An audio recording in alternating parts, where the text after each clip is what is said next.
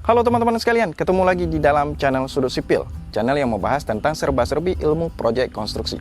Nah teman-teman, berkenaan hari ini, saya berada di belakang dinding yang sudah terplaster, atau rumah yang baru diplaster sekitar 1 minggu atau 10 hari yang lalu. Nah, di sini kita akan membahas tentang bagaimana sih menentukan upah atau ongkos yang ideal untuk tukang plaster dalam hal memplaster dinding daripada rumah kita. Nah, sering terjadi perdebatan di lapangan tentang penentuan harga yang terbaik terhadap ongkos plaster ini. Dan banyak yang mengatakan, khususnya daripada tukang-tukang, bahwasanya makin mahal ongkos, makin bagus kualitas. Sebenarnya nggak begitu, bos. Mahal tidak mahalnya suatu ongkos bukan menjadi parameter utama dalam hal tukang plaster melaksanakan pekerjaannya. Karena kebanyakan pun di lapangan, makin mahal kita bayar, maka makin congkak si tukang tersebut.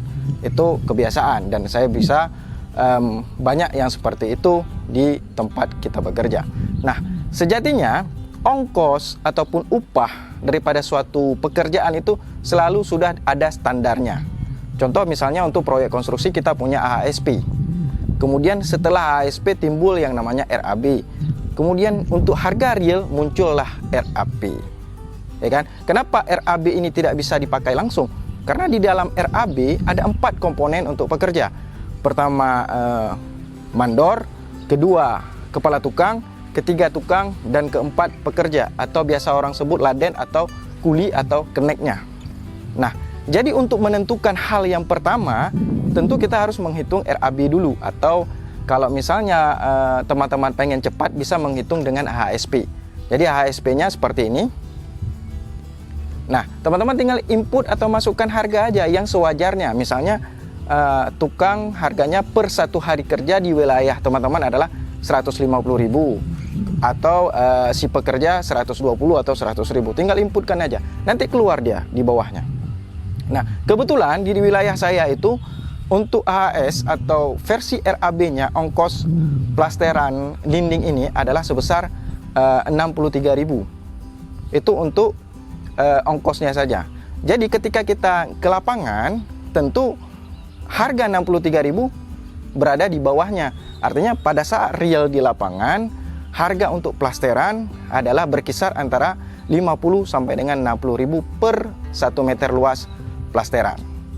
Jadi dasarnya 60.000 itulah dari tadi yang saya sebutkan, tetap mengacu kepada AHS tadi, analisa harga satuan pekerjaan. Jadi misalnya di wilayah teman-teman bisa berubah dari 63.000 menjadi 70 misalnya, itu tergantung daripada UMR atau upah minimum daripada buruh atau pekerja di wilayah teman-teman sekalian. Jadi gampang sekali untuk menentukan harga plasteran ini. Jadi tergantung daripada wilayah teman-teman dan tergantung teman-teman cara menginputnya. Oke? Jadi setelah kita dapatkan harga AHS tadi, maka kita survei kepada tukang-tukang di lapangan ataupun di wilayah teman-teman. Tentu kita sudah punya angka ring maksimum. Contoh seperti saya mempunyai angka ring maksimumnya 60.000. Itu batasan maksimum ongkos daripada plasteran. Ketika kita meng-hire tukang, maka kita tentu menanyakan kepada tukang, berapa kamu mau plasteran per 1 meter luas. Ada yang menyebut di bawah 60.000, ada yang menyebut di atas 60.000. Tetapi yang menyebut di atas 60.000 itu bukanlah tidak baik. Justru dengan adanya dia di atas 60.000 kita bisa nego. Ketika kita nego mentok di 55.000. Nah, itu adalah harga yang terbaik. Oke? Nah, dari segi harga kualitas bagaimana? Ketika si tukang ini sudah deal dengan harga yang kita setujui bersama, kedua unsur tersebut, maka dia harus memberikan kualitas yang terbaik. Apa yang dia bisa. Begitu. Jadi, tukang ini tidak bisa juga, oh dengan harga segini karena saya terpaksa, saya berikan kualitas yang rendah. Tidak boleh. Kalau memang terpaksa, jangan kerja. Begitu konsep kerja di lapangan. Oke, itu cara menentukan harga atau ongkos plasteran dinding. Ada pertanyaan? Bisa komen aja di bawah, nanti kita share bersama. Oke, terima kasih.